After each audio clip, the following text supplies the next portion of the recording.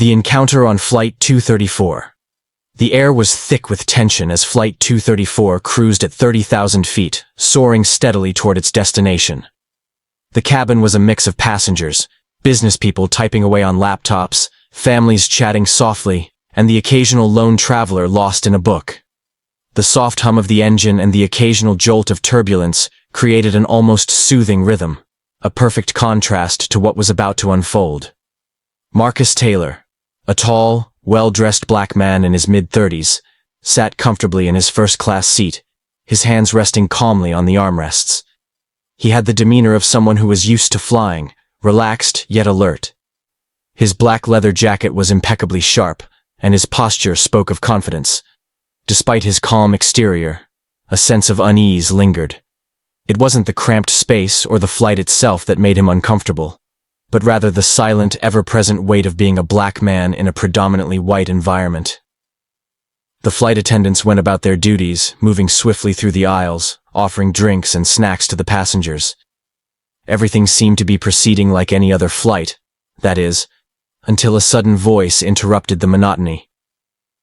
"Excuse me, young man. I believe you're in my seat." Marcus blinked, surprised at first. He looked up from his book, his eyes landing on the older man standing in the aisle. The man, perhaps in his early 60s, wore a business suit that was too expensive for someone of his apparent disposition. His balding head was slightly shiny, and his glasses rested at the tip of his nose. He had the air of someone who was used to getting what he wanted, and his tone was laced with an unmistakable arrogance. "I beg your pardon?" Marcus asked politely, his voice steady. "You're in my seat," the man repeated, his voice growing a little louder now. He leaned over slightly, trying to peer at the seat number above Marcus's head. "I'm in 3C, and you're clearly in the wrong seat. That's 3B you're sitting in." Marcus glanced at the seat number above him. His heart sank a little, but only for a moment. The man's claim was entirely unfounded. The ticket he had was for 3B, and that was precisely where he was sitting. "No, sir, I'm in the correct seat. I'm in 3B, just as my boarding pass says." Marcus gestured to the ticket in his hand, holding it out for the man to see. The older man squinted at the boarding pass, as if he couldn't quite make sense of the situation. His eyes narrowed, and his lips curled into a disapproving frown. "This isn't right," the man muttered, a hint of disgust in his voice. "I should have known they would mix things up. This is an error." Marcus kept his expression neutral, not rising to the bait. "I assure you, there's been no mistake," he said calmly. "This is my seat." The man's face flushed slightly as he stood there, incredulous. He glanced around, catching the eye of a nearby flight attendant, a young woman who had witnessed the exchange. She was hesitant, unsure how to intervene. "Is there a problem here?" the flight attendant asked, stepping toward them, trying to keep her tone neutral. "Yes, there is," the man said quickly, as though he'd been waiting for someone to listen. "This man is in my seat. I demand you move him." Marcus took a slow breath, reminding himself to stay calm. He had dealt with incidents like this before, though they never seemed to get easier. It wasn't just about the seat. It was about the assumption that he didn't belong, that somehow his place on this flight was being questioned because of the color of his skin. The flight attendant looked uncertain, glancing between Marcus and the man. "Sir, if you could just—" "I don't want to hear it," the older man interrupted, his voice raising now. He turned toward the other flight attendants further down the aisle, drawing attention. "This man is an imposter. He doesn't belong in first class. You need to get him off this plane." The entire cabin had fallen silent, the atmosphere shifting like a thick fog. The murmurs began, passengers whispering, exchanging glances, trying to gauge the situation. Some looked sympathetic toward Marcus, others seemed uncertain, their eyes darting back and forth. Marcus could feel the heat of the moment rising. The older man's voice continued to rise, now accompanied by a level of aggression that made his stomach turn. The underlying racism was undeniable, thinly veiled in the guise of a seating mix-up. Marcus clenched his fists, his fingers digging into the armrests of his seat, but he refused to react. He wouldn't give this man the satisfaction of seeing him upset. "Sir," the flight attendant spoke again, her voice softer now. please. I'll double-check the seating arrangements for you. Let me just— No! The older man nearly shouted. I demand to speak with the captain. This is outrageous. A black man sitting in my seat. How dare he? At this, Marcus could no longer sit idly by. The ignorance, the disrespect, it was all too much. But he forced himself to remain composed. If he showed any sign of weakness, it would only fuel the fire. I assure you, sir, Marcus said in a low, calm voice, there is no reason for any further action. I am in the correct seat, and I'm asking you to respect that. The older man's eyes flicked to the flight attendants once more, his impatience growing. That's it. I'll have you removed from this plane. The man spat, his words filled with venom. I'll speak to the captain myself. Marcus exhaled deeply, his jaw set. He knew what was coming next. The man was going to escalate this further, and no matter how many times Marcus explained, it wouldn't matter. The problem wasn't the seat, the problem was his presence, his very existence in the man's perception. Marcus had been a part of the world long enough to know when he was being made a target. This wasn't just a seating issue. It was a personal attack. One that had nothing to do with the flight, but everything to do with race. Please call the captain then, Marcus said, his voice even, unyielding. We'll sort this out. But deep down, Marcus knew that this wasn't just about a seat. This was going to be a fight for respect, for recognition in a world that often tried to deny him both. The flight attendant nodded, visibly flustered, and quickly turned to walk down the aisle. The older man, standing stiffly in the aisle, continued to mutter under his breath, throwing accusatory glances at Marcus, as if somehow his very presence on this plane was an affront to the older man's existence. The cabin was now eerily quiet, passengers watching the exchange unfold, some of them trying to catch Marcus's eye, others averting their gaze in uncomfortable silence. Marcus sat back in his seat, willing himself to stay composed. He had been through far worse than this. But this time, something told him that things might just be different. Racial undertones. The cabin had fallen into a tense stillness, the low hum of the engines now seeming like an intrusive noise against the growing quiet. Marcus sat rigidly in his seat, keeping his eyes fixed straight ahead, unwilling to acknowledge the whispering stares from the other passengers. He knew exactly what was happening. He had been in this situation before. The subtle racism masked in inconvenience, the assumptions that came with the color of his skin. But this was different. This time, it was in the air. On a plane, where no one could escape the intensity of the situation. The older man, still standing in the aisle, hadn't stopped muttering under his breath. His words were just loud enough for those around him to hear, but not quite loud enough for the flight attendants to respond. Unbelievable, he grumbled, shaking his head. First class is supposed to be for people who earn their place, not people like him. The comment hit Marcus like a slap in the face, though he had long learned to mask his emotions. He could feel his pulse quicken but forced himself to remain still. He had to hold his ground. If he responded, if he showed any sign of frustration, it would only give this man more ammunition. Instead, Marcus focused on his breathing, drawing on a calm he had developed over the years. A calm that had helped him navigate the maze of injustice and microaggressions that had come with his life. A flight attendant, a young woman with light brown hair pulled back in a neat ponytail, returned to the aisle with an air of uncertainty. She paused for a moment as she looked between Marcus and the older man, her brow furrowing. Her eyes darted to the captain, who had just made his way down the aisle, wearing a look of quiet concern on his face. Marcus could tell that the flight attendants were caught in a delicate situation, caught between the power dynamics of a disruptive passenger and the calm authority of a black man who, unbeknownst to them, was more than just another traveler. The captain, a tall, middle-aged man with graying temples and a no-nonsense demeanor, glanced at the older man, then back to Marcus. He had likely heard some of the raised voices, but his gaze softened when it landed on Marcus. There was something in his eyes, something that resembled a recognition of sorts. But it was fleeting, quickly masked by professionalism. "Is everything all right here?" the captain asked in a neutral tone, his voice carrying the authority of someone used to handling conflict in the air. He addressed the older man first, giving him a moment to speak. "This man is in my seat," the older man repeated, his voice now filled with a mix of indignation and entitlement. "I'm supposed to be in 3B, and he's in my seat. He doesn't belong in first class. I demand that you remove him immediately." The captain took a step closer to Marcus, his eyes scanning the boarding pass Marcus still held in his hand. He gave it a cursory glance before turning back to the older man. "Sir, this man is in 3B. I've just checked, and there's no issue with his seat."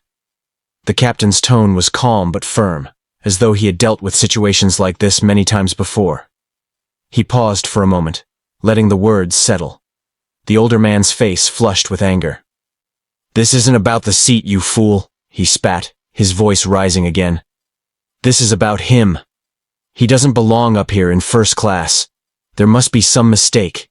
He shouldn't be here." The venom in the man's voice was palpable, like a cold wind sweeping through the cabin. The passengers were all watching now, some with their heads slightly turned, others more overtly, no longer bothering to mask their curiosity. Marcus could feel the weight of every eye on him, their quiet judgment laced with silent assumptions. They didn't know him. They didn't know the battles he had fought, the fights he had won. They didn't know what he had overcome to earn his place in this seat. But it didn't matter to them, did it? "Sir," the captain continued, his voice still calm, but tinged with a slight edge. "This is a matter of your seat assignment. I'm going to have the flight attendants assist you in moving to your correct seat." The older man's face twisted in anger, but his voice faltered. "I'm not moving until he is thrown off this plane." There it was, the unspoken demand that Marcus had been anticipating. It wasn't about the seat. It wasn't even about the flight.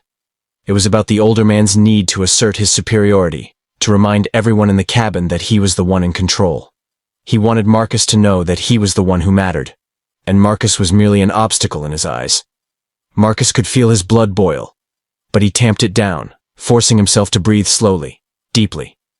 He knew he couldn't let the situation spiral. He had a job to do. He wasn't just a passenger. He was someone who had been trained to deal with far more dangerous situations than this. This was small, petty, a side effect of the prejudice he had faced all his life. "I'm sorry, but I'm afraid you're mistaken," Marcus said finally, his voice cool and collected, his expression impassive. He looked the older man directly in the eyes. "I'm in the right seat, and you're not going to have me removed from this flight." The older man blinked, taken aback by Marcus's sudden confidence. For a split second he seemed at a loss for words. Then, as though a switch had been flipped, the man's posture stiffened. His face turned a shade redder as his anger simmered beneath the surface. "I won't tolerate this," he said under his breath, though his words were still loud enough to be heard. "You black people always think you can just do whatever you want. Always trying to take what doesn't belong to you." The words hung in the air like a dark cloud. Marcus felt the heat of them in his chest, the weight of the racial prejudice that lurked in every syllable. He had faced it all his life.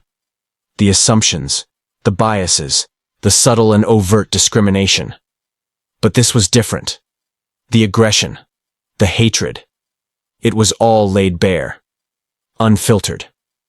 "I'm not here to fight with you, sir," Marcus replied, his voice unwavering. "I'm just here to get to my destination." The flight attendants, who had been standing silently in the background, now stepped forward. One of them, a young woman with dark hair and a sympathetic expression, placed a hand gently on the older man's arm. "Sir," she said softly, "perhaps it would be best if you took your seat. The captain has confirmed that this is Mr. Taylor's seat."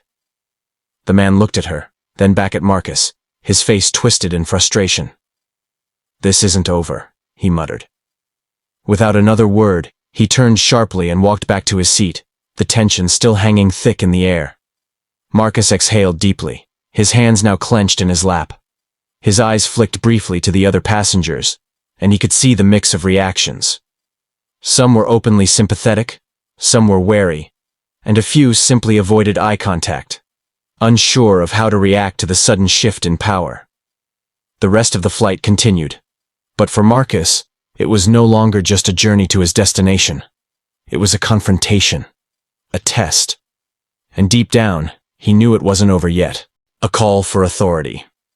The silence in the cabin seemed to stretch longer than it should have, broken only by the occasional hum of the airplane's engines or the faint rustling of newspapers. Marcus leaned back in his seat, his gaze fixed out the window, although he wasn't really seeing anything. The landscape below was a blur of clouds and distant cities, but his mind was far from the view. It was still on the confrontation that had just occurred, and what would come next. Despite the older man's retreat to his seat, the tension had not dissipated. The flight attendants moved about the cabin with a heightened sense of urgency, as though trying to maintain some semblance of order in the wake of the scene. Some passengers continued to glance over at Marcus, eyes filled with curiosity or sympathy, while others shifted uncomfortably, clearly not wanting to get involved. The older man, who Marcus had learned was named Mr. Harris, sat quietly, his arms crossed tightly across his chest. His face was flushed, and he kept glancing at Marcus, no longer making direct eye contact but clearly seething with anger. There was a palpable animosity between them, one that hadn't been quelled by the captain's intervention or the flight attendant's attempts to defuse the situation. It lingered in the air, a reminder that the confrontation was far from over. Marcus, however, refused to allow the situation to dictate his mood. He could feel the frustration building within him, but he would not let it show. He had learned long ago that to give in to anger, to let the other person control his emotions, was to lose control of the situation altogether. He would not let Mr. Harris, or anyone, have that power over him. A few minutes passed before the flight attendants reappeared, this time with a greater sense of purpose. One of them, a tall woman with sharp features and a stern expression, approached Marcus's seat.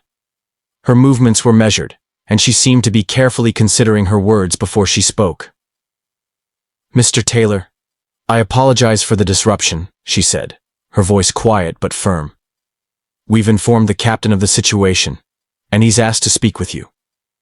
Marcus raised an eyebrow. This was getting more complicated by the minute. He had already spoken to the captain, and though the man had been polite, there had been no indication that any further action would be taken.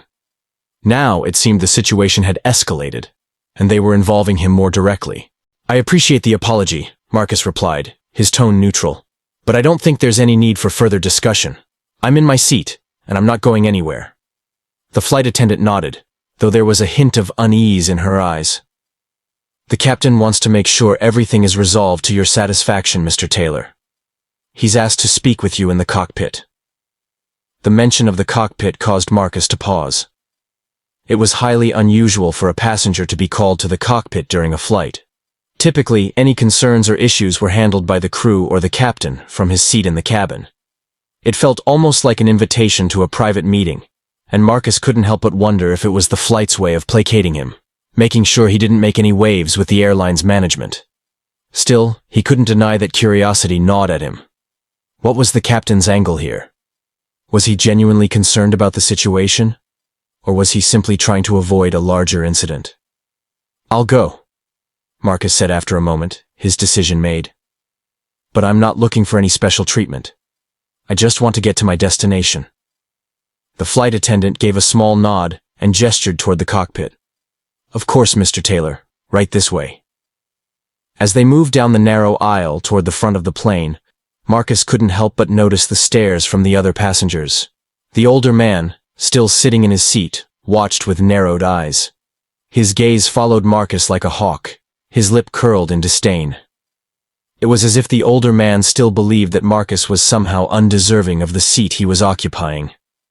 When they reached the cockpit door, the flight attendant knocked twice before opening it.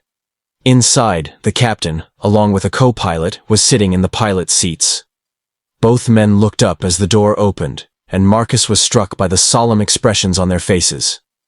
The captain, a middle-aged man with a weathered face and salt and pepper hair, stood as Marcus entered. The co-pilot remained seated, his hands resting lightly on the controls.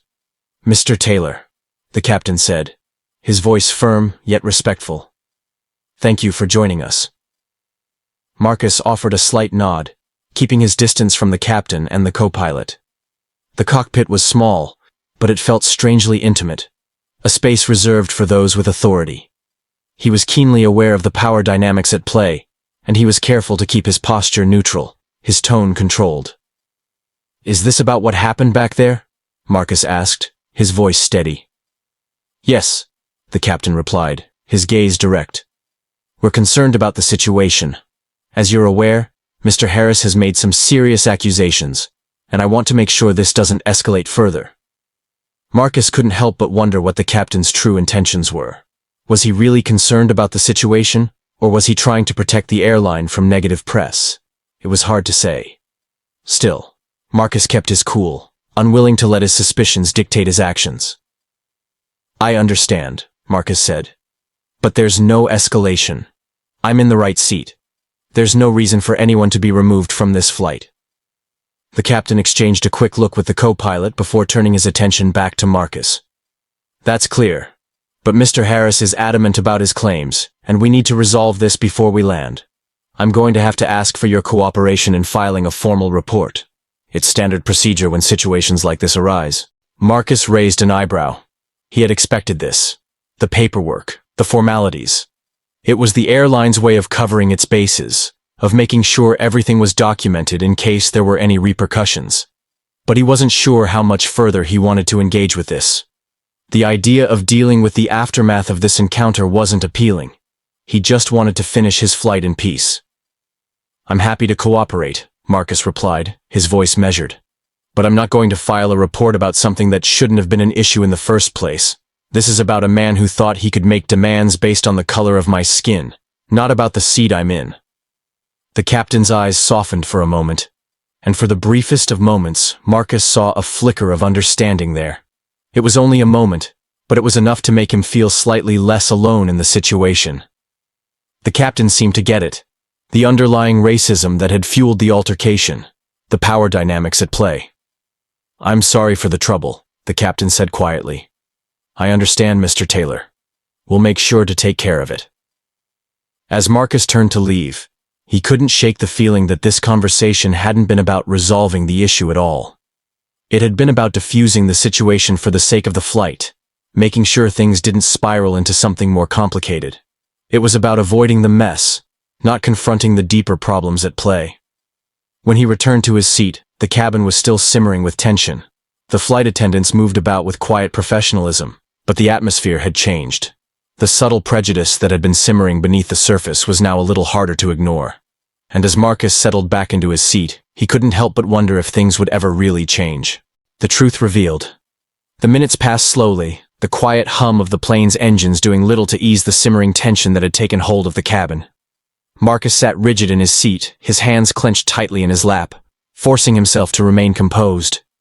Every few moments, he could feel the heated glares of other passengers lingering on him, though they quickly turned away whenever their eyes met his. He could hear murmurs of hushed conversation, whispers that carried just enough for him to catch snippets of the words. Racism. Discrimination. Unbelievable.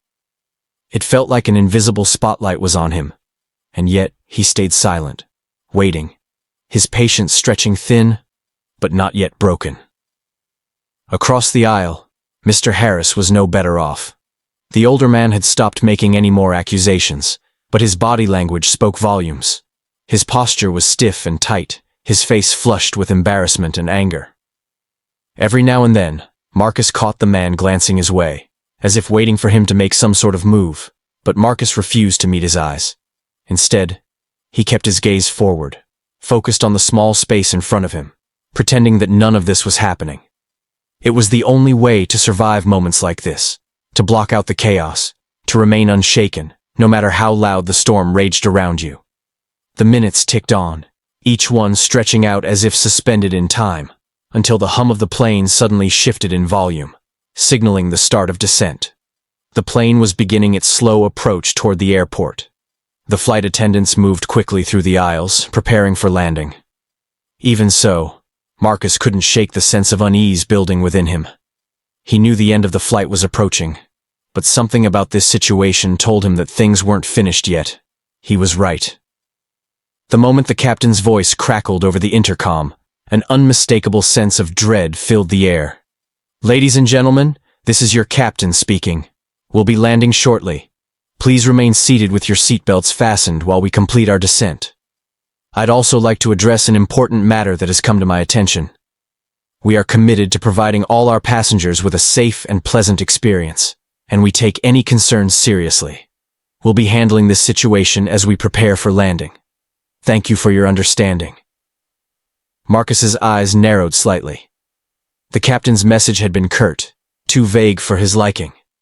It felt as though the captain was trying to mask the issue, as if it was something they were sweeping under the rug, trying to make it go away quietly before the flight ended.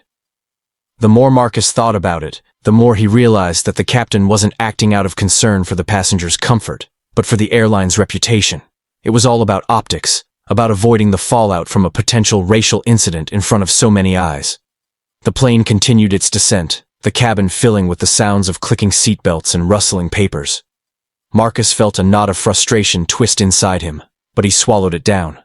His job was to remain calm, to let his actions speak louder than his emotions.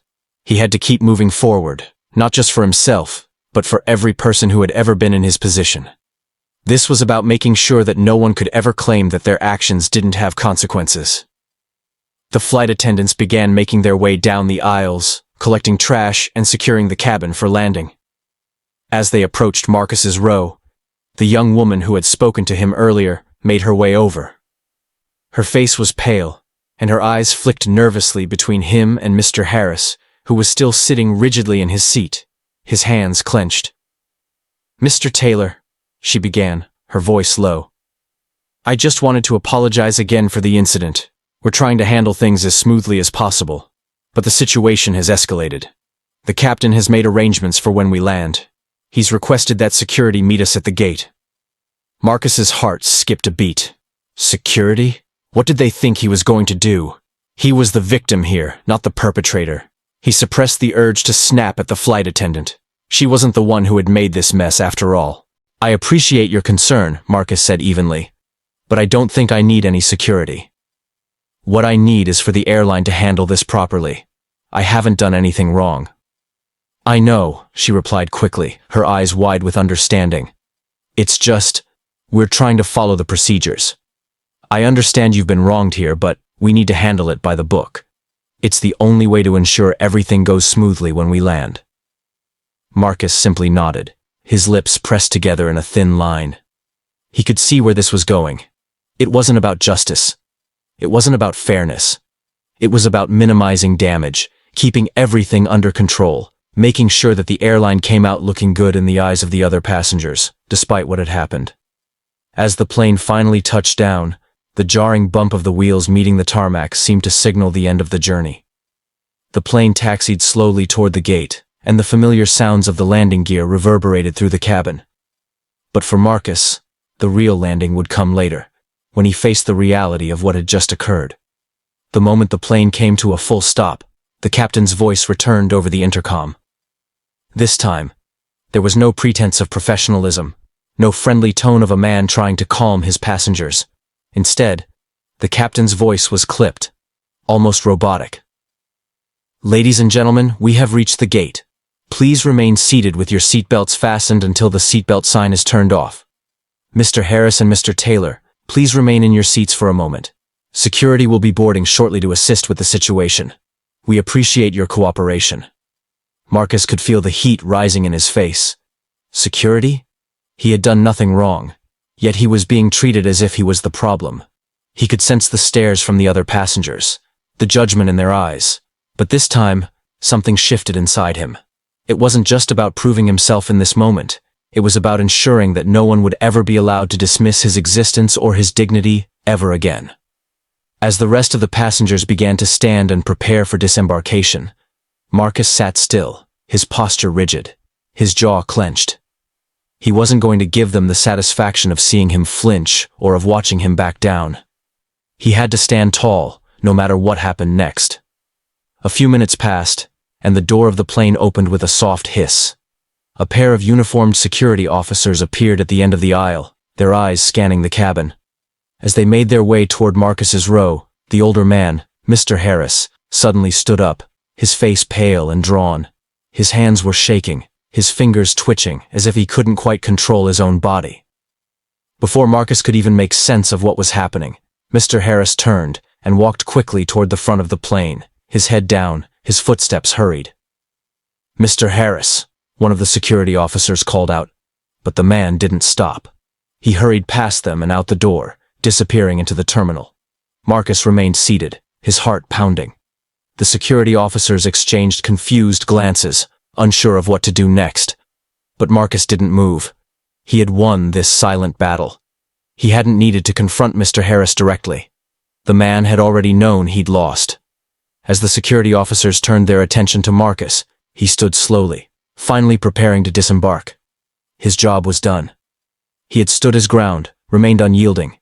It was time for the world to see that he wasn't just a passenger. He was a force to be reckoned with. And when he stepped off the plane, he was no longer just Marcus Taylor. He was a man who had refused to let the world define him, a man who had risen above their assumptions and won. The moment of reckoning.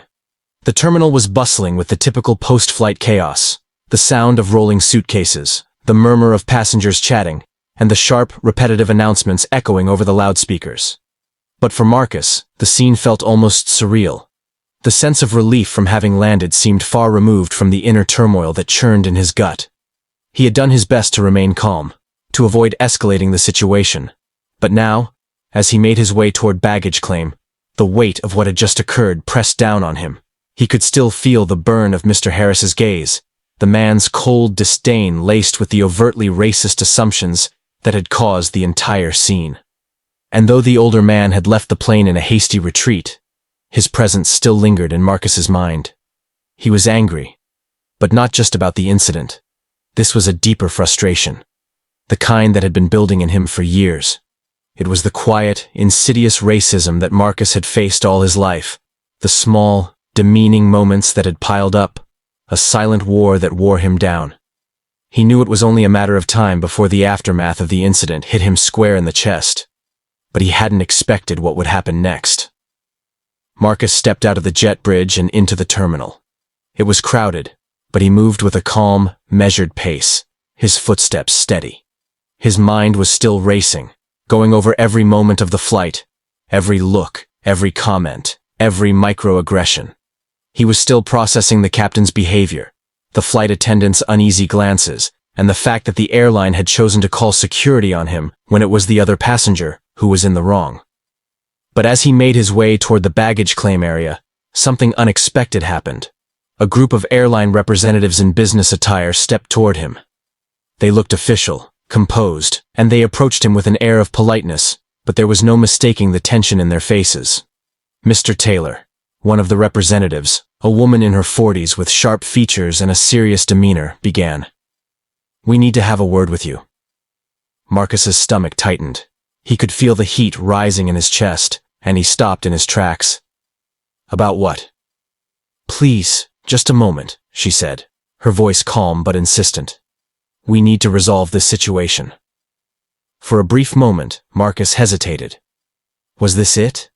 Was this where the airline would try to silence him, dismiss his experience, and sweep everything under the rug? He wasn't sure.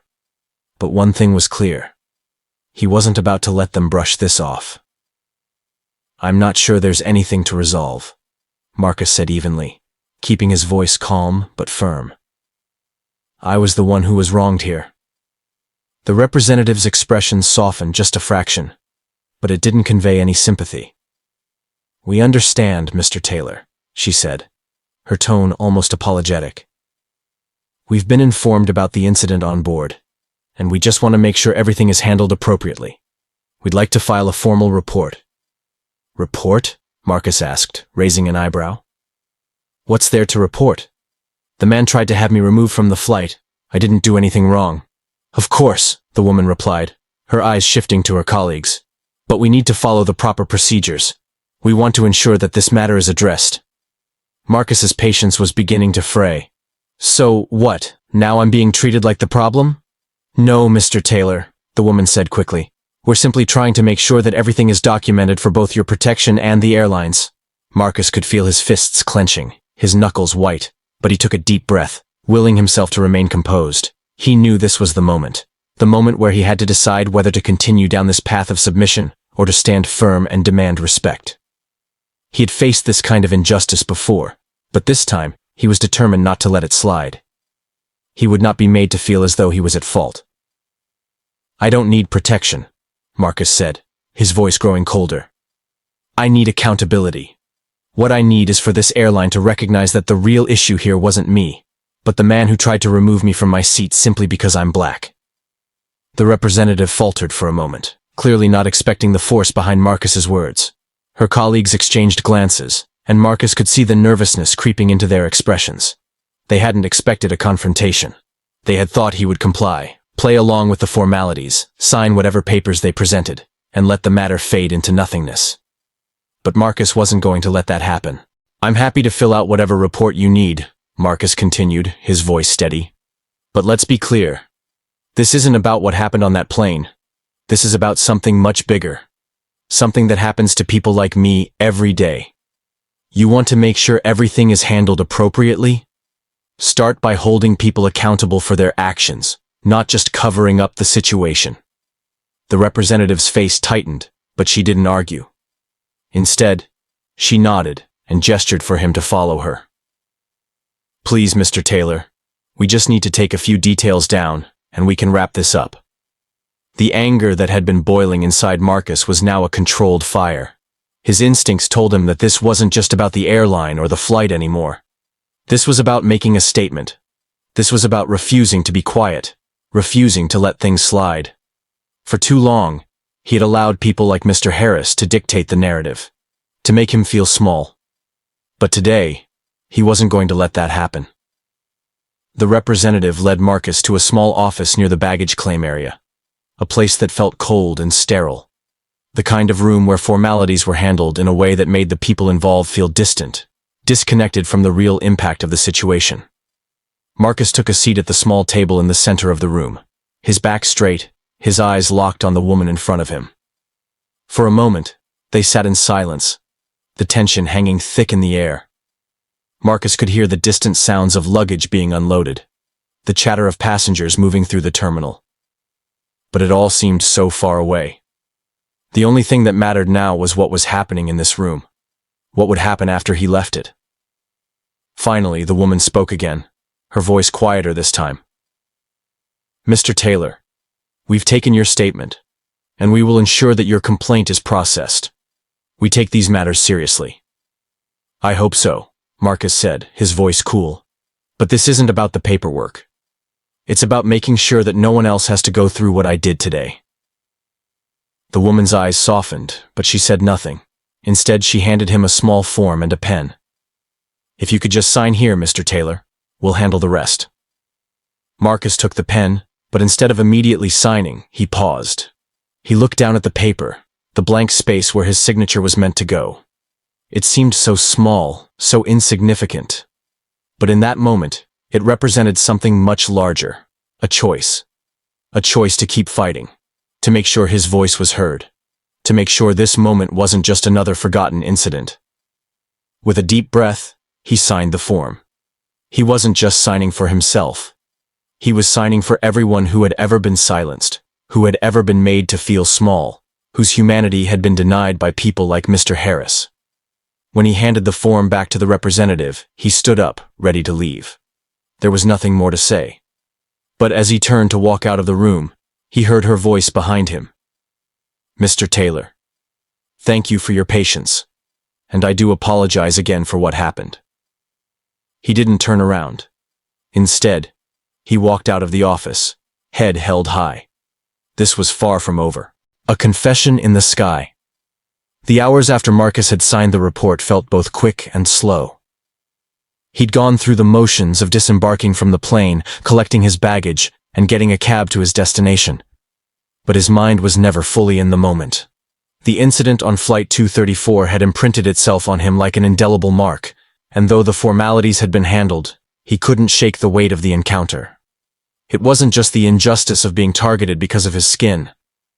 It was the way the world tried to move past it as though it were nothing.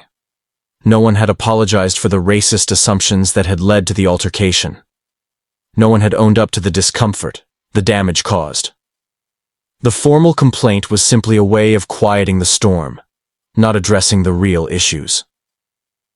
As the evening wore on, Marcus had a chance to reflect. He had stayed calm, composed. But what was next? Was this simply another one of those fleeting moments where he was forced to endure? Or would there be any real consequences for the man who had tried to have him removed from the flight? The thought gnawed at him. Still, life had to go on. He needed to be focused, not lost in the turmoil. He had work, commitments, responsibilities that didn't pause for the injustices he faced. But as he moved through the streets of the city, his thoughts remained on that plane, on Mr. Harris's insults, and on how, once again, Marcus had been expected to be the one to absorb the sting of racism. It was then, in the quiet solitude of his hotel room, that Marcus received an unexpected call, one that would shift the direction of his thoughts entirely. The phone rang just as he was about to open his laptop to catch up on work. The number wasn't familiar, but instinctively, he answered. "Marcus Taylor?" came the voice on the other end, low and cautious. "Yes, this is Marcus," he replied, slightly confused. "Who's calling?" The voice hesitated before continuing. "This is William Harris, and I'm the one you encountered on the plane today. The man who tried to have you removed." Marcus stiffened. He wasn't sure what to expect, but the last thing he'd expected was for the man to call him directly. "Mr. Harris?" he asked, his voice tinged with disbelief. "Why are you calling me? I know this is probably the last thing you want, but I needed to talk to you. I've been thinking about everything that happened, and I can't let it go without saying something. I owe you an apology." The words hung in the air between them, heavy and unexpected. Marcus was silent for a moment, his mind racing. It had been hours since the incident, but it felt like a lifetime. He had half expected that he would never hear from Harris again, that the older man would simply disappear back into his world, never giving a second thought to the damage he had caused. And yet here he was, apologizing. Marcus's first instinct was to reject the call, to hang up and move on. There was nothing left to discuss, no reason to entertain this apology, but something made him stay on the line. "You're calling me now?" Marcus asked, his voice cool but not angry. "After everything that happened today, you think an apology can make things right?" "I know it doesn't change anything," Harris's voice faltered, the tone sincere but still laced with uncertainty. "But I've been reflecting on my actions. I've never been that kind of person before, and I'm ashamed of how I acted. I've spent my whole life thinking I had it all figured out, that I was somehow better. But today, you showed me something I wasn't ready to see about myself." Marcus took a deep breath, processing the unexpected sincerity in the man's voice. He wasn't sure how to feel. On one hand, the apology was long overdue, but on the other, it felt almost like too little. Too late. How many times had he faced similar situations where the apology came too late to repair the hurt caused? "What are you saying exactly?" Marcus asked, his voice still calm, though now tinged with curiosity. "You're telling me you realized you were wrong for trying to have me removed?" "Yes," Harris answered without hesitation. "I know I was wrong, and I can't begin to tell you how deeply I regret it. When I looked at you on that plane, I saw someone who didn't belong, and that's a reflection of my own ignorance. It's something I've carried with me for a long time, but it took what happened today for me to see it." Marcus didn't know what to say. A part of him wanted to say that it was too late, that Harris had shown his true colors, and no apology could undo the harm that had been done. But the other part of him, the part that understood how long it took some people to come to terms with their prejudices, paused. He didn't need to forgive the man, but maybe, just maybe, this apology could mark a turning point for Harris. "I appreciate that you're acknowledging your mistake," Marcus said slowly, carefully choosing his words. "But let me make this clear. What happened today was bigger than just a seat on a plane. It was about the assumptions that come with being black in this world. That's something that needs to be understood, not just apologized for." Harris was silent for a long moment, and Marcus could hear him taking a deep breath on the other end of the line. "I get it now," Harris said quietly, almost to himself. "I was blind, and I didn't even realize it. I've been part of the problem for so long, and I never knew it until today." Marcus let out a long exhale. It was a strange feeling. He was caught between accepting the apology and wanting to shut the door entirely on Harris. This was a moment of reckoning for the older man, but that didn't mean the harm could be undone in a single conversation. "What happens now?" Marcus asked, his tone flat, giving nothing away.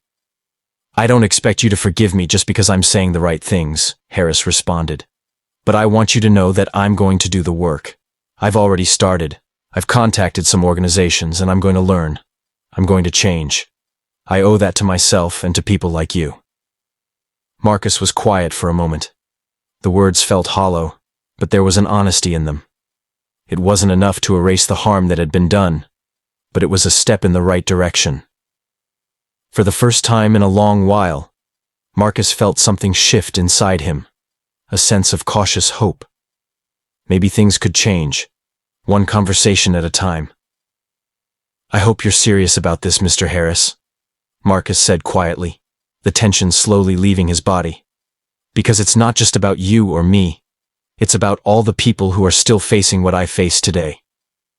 "I understand," Harris replied. "And I will make it right." Marcus didn't respond right away. Instead, he let the silence linger for a moment. When he spoke again, his voice was softer, not forgiving, but acknowledging the possibility of change. "Good luck," he said, before ending the call. He sat there in the quiet of the hotel room, the phone in his hand, processing everything. The apology, the conversation. It was a start. But Marcus knew that it wasn't over. This moment of reckoning wasn't just for Mr. Harris. It was for anyone who had ever tried to diminish him, to make him feel less than. It was for everyone who had been silenced or overlooked. For the first time that day, Marcus allowed himself to relax. Maybe, just maybe, things could change. But he wasn't holding his breath. He had seen this kind of thing before. The real change would come in time, but it was going to be up to the world to catch up. The flight to justice. The morning after the call with Mr. Harris, Marcus woke up early, the early light filtering through the curtains of his hotel room. He had been awake for hours, his mind restless as it replayed the events of the previous day. The confrontation on the plane, the formalities afterward, and then the unexpected call. It wasn't often that someone who had wronged him took the time to apologize. But even as he reflected on the rare apology, Marcus knew it wasn't enough. Apologies didn't fix the system. They didn't dismantle the structures that allowed people like Mr. Harris to think they had the right to judge others based on skin color. But he would take it. He would acknowledge it. He wasn't above that, even if it didn't undo the past. Yet, as the morning unfolded, the quiet sense of satisfaction Marcus had felt the night before began to dissolve into a familiar frustration. The reality of systemic racism was far from over, and it was bigger than just one person or one incident. It was a battle that didn't end with a phone call, no matter how genuine the apology might have seemed. Marcus had fought too many invisible battles to let this moment slip into a false sense of resolution. He dressed quickly, the crispness of his suit reminding him that he had work to do. He couldn't let the day's events distract him from his purpose. The fight for justice, for respect, couldn't pause, not when there was so much to be done. And so, as the sun climbed higher in the sky, he set off to meet the next chapter of his journey, one that would inevitably lead him back to the issue that was never far from his mind: racism. It wasn't just the apology that Marcus had to deal with. It was what would come after. How would the airline handle the fallout from the incident? How would the public respond? He knew the questions would swirl, especially if the story found its way into the media, as he suspected it would. There were plenty of people who would look at the apology as a sign of growth, as proof that people could change. But there were others who would say that the problem wasn't just about the apology. It was about the culture that had allowed Mr. Harris's behavior to happen in the first place. As he entered the lobby of his hotel, his phone buzzed in his pocket. The familiar notification signaled that he had received an email. It was from the airline, a formal response to his complaint. He opened the email and skimmed it quickly, his eyes narrowing as he read the contents. The airline expressed regret over the incident, reiterated their commitment to passenger comfort, and assured him that steps were being taken to address the issue. but there was nothing concrete. Nothing about how they would change their policies or train staff on handling situations like this. It was a hollow response, a press release in the form of an email. He could feel the anger bubbling up again, but this time, it wasn't directed at Mr. Harris. It was directed at the system, at the structures that allowed this kind of thing to continue happening unchecked. It wasn't just about one person. It was about a collective failure to confront uncomfortable truths. Marcus closed the email and pocketed his phone. There was no point in dwelling on it. If he wanted things to change, he would have to be the one to make it happen. He couldn't wait for the airline to do the right thing. He couldn't wait for Mr. Harris to change his mindset. He needed to act. He found himself walking toward the nearest public transit station, his feet moving with purpose. As he walked, he considered his options. There was a chance that this incident could become a case for larger conversation, an opportunity to make a public stand, to use this moment as a platform for speaking out about racial inequality and prejudice in all its forms. He could reach out to journalists, to civil rights organizations, to community groups. This could be more than just about him. It could be about everyone who had ever been treated the way he had been treated on that plane. But it wasn't just a matter of speaking out. It was about action. Marcus boarded the subway, the clatter of the train drowning out the noise of the city above. He sat in the crowded car, his eyes fixed on the ground as he thought about the best way to proceed. He had worked with organizations before, advocating for justice, for change. But this felt different. This wasn't just about sharing a story. It was about transforming the narrative, taking control of the conversation, and making sure it wasn't reduced to just another news cycle that fizzled out after a few days. The train rumbled beneath the city, but Marcus's mind was alive with ideas. The truth was, there was no quick fix to what had happened, but there was a way to make sure it didn't stay buried. A way to keep the conversation going, to make sure people realized that the fight for racial justice wasn't something that could be dealt with in one email, one phone call, or one apology. It was ongoing. It was relentless. It was a fight that never ended. When the train pulled into his stop, Marcus disembarked and made his way through the streets, heading toward the small office of the nonprofit organization he had worked with in the past. It was time to take his story to a larger stage, to make sure it was heard beyond the confines of this small chapter in his life.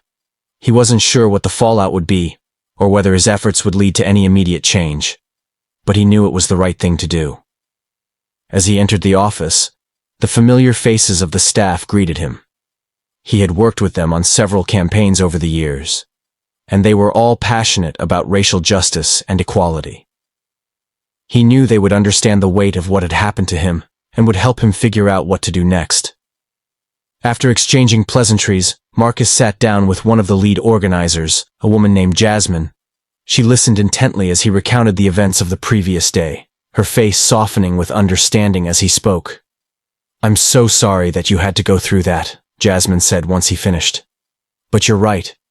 This isn't just about you. It's about everyone who faces this kind of treatment every day. And we need to make sure that this story doesn't fade away. We can use this moment to talk about the larger issue of racial bias in the workplace, in travel, and in society." Marcus nodded. "I've been thinking about that. I don't want this to be another incident that gets swept under the rug. I want to use my experience to bring attention to the fact that this is a daily struggle for so many people." Jasmine smiled. "That's exactly what we need. You're not alone in this, Marcus. We'll help you get the word out.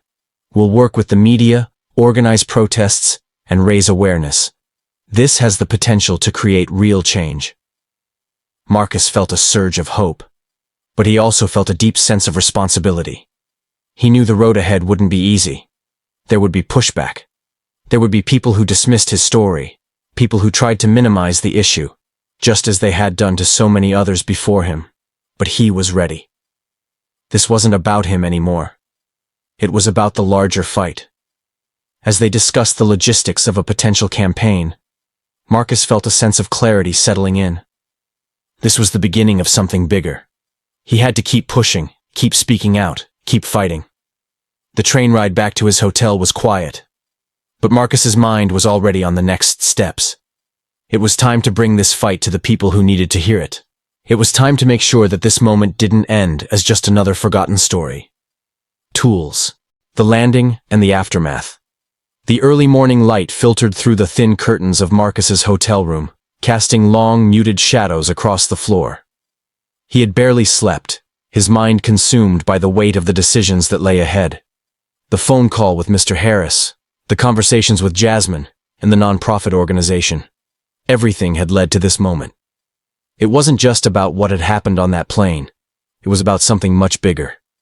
It was about the fight that continued long after the apology had been made, long after the press release had been issued, long after the formalities were over. Today, Marcus knew, would be the day that everything changed. The phone buzzed on the small desk in the corner of the room, and he instinctively reached for it, the notification lighting up the screen. It was an email, a press release from the nonprofit group. The headline read, "Racial Discrimination on Flight 234. A story of bias, apology, and accountability." Marcus's heart raced as he skimmed through the email. The plan was coming together faster than he had imagined. His story was being shared with the world. His experience, the one that so many had lived through, day in and day out, was finally going to be heard. He could already picture the reactions, the waves of shock, the debates on social media, the news stations that would pick up the story. It was the moment he had been waiting for, the moment to turn a personal experience into a catalyst for something larger. He stood up, looking out the window at the busy streets below. The city was alive with movement, with people going about their daily routines. But for Marcus, the world had shifted. The old way of just moving through life, accepting the injustices that came his way, had been replaced by a new sense of urgency. He was no longer just a passive bystander in the system. He had become an active participant in its unraveling. The story, as it was being told, was not just about the actions of one man, Mr. Harris, but about the countless others who had experienced similar biases in different forms. It wasn't just about one flight, one incident. It was about the larger culture that had allowed this type of behavior to go unchecked. It was about accountability, both on a personal level and on an institutional level. The airline had issued a statement, yes, but there was no real change behind the words. The apology was a start, but it was not enough to dismantle the structures that had allowed Mr. Harris's behavior to flourish. Marcus dressed quickly, running his hands through his hair as he prepared for the day ahead. The press was already gathering, the first articles about the incident making their rounds online. The emails from journalists started flooding in, requests for interviews, for statements. It was a whirlwind, and he had to be ready for it. As he stepped out of the hotel, he was greeted by the familiar city buzz. The streets seemed a little louder today, a little brighter. Perhaps it was the quiet excitement in the air, the anticipation of what was to come. There was power in the unknown, in knowing that things were about to change, whether people were ready for it or not. His phone rang again as he hailed a cab to the nonprofit office, this time a private number. It was Jasmine. "Marcus," she said, her voice excited, but still carrying the weight of the moment. "The press is picking up the story. They're already reaching out. It's bigger than we expected. The call for action is growing. People want to know what's next." "What's next is action," Marcus replied firmly. "We're not just talking about it anymore. We're making sure that people know it's time for real change." "That's what I thought you'd say," Jasmine replied with a laugh. "We've already got organizations lining up to support us, and the community is starting to mobilize. It's not just going to stop with your story. This is about starting a movement." Marcus nodded, feeling a surge of pride. It wasn't just about him anymore. It was about every person who had been overlooked, dismissed, or made to feel inferior because of the color of their skin. It was about lifting up their voices and making sure they were heard. The cab ride to the nonprofit office felt shorter than usual, the noise of the city outside muted by the focus inside Marcus's mind. When he arrived, he was met with the quiet energy of the office, people moving around with purpose, preparing for the next steps. The nonprofit had set up a team to handle the press, to write op-eds, and to coordinate public actions. They had been ready for a moment like this, and now they were about to make their move. Marcus sat down with Jasmine and the team. They began to outline their plan for the day. There would be interviews, social media campaigns, and press conferences.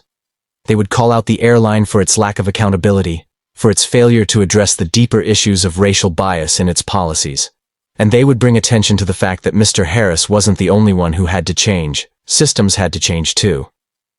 "We need to make sure this goes beyond the individual," Jasmine said, leaning forward, her voice filled with conviction. "This is about institutional change. It's about policy reform, better training, and more transparency. We have to show people that this wasn't just a one-time issue, that this happens every day in every corner of the country." Marcus nodded, his resolve strengthening. "Exactly. This isn't just about one flight. It's about every person who has ever been told they don't belong. It's about the people who get pushed to the margins, who have to fight to be seen, heard, respected." The team worked through the details, fine-tuning their strategy for the next several hours. But Marcus knew that the true test would come when the world began paying attention. People would react. They would question him, challenge him, some might even dismiss him. But this was bigger than any one person's opinion. This was about truth. This was about the painful, necessary process of reckoning with a society that was still learning to see everyone as equal. By the time Marcus left the office, the city had grown even louder. The press had already picked up on the story, and social media was buzzing. He could feel the momentum building, the ripples of the story spreading further than he had imagined. People were listening, people were talking, and, most importantly, people were ready for change. As the evening wore on, Marcus reflected on the days that had led him here. The flight, the confrontation, the apology, and now this. It had been a whirlwind, a fight that had taken unexpected turns, but he had stayed true to his purpose. He had used his voice, his experience, to demand more than just an apology. He had demanded accountability, and now the world was starting to hear him. It was late when Marcus finally arrived back at his hotel. He stood by the window, looking out at the lights of the city stretching out before him. The night was alive, just as the movement he had started was alive. But even as he stood there, watching the city pulse with energy, Marcus knew that this was just the beginning. The fight for racial justice was long, and it would require more than just one story or one apology to change the system. It would take years, maybe even decades. But now people were listening. People were watching. And for the first time, Marcus felt like he was no longer fighting alone.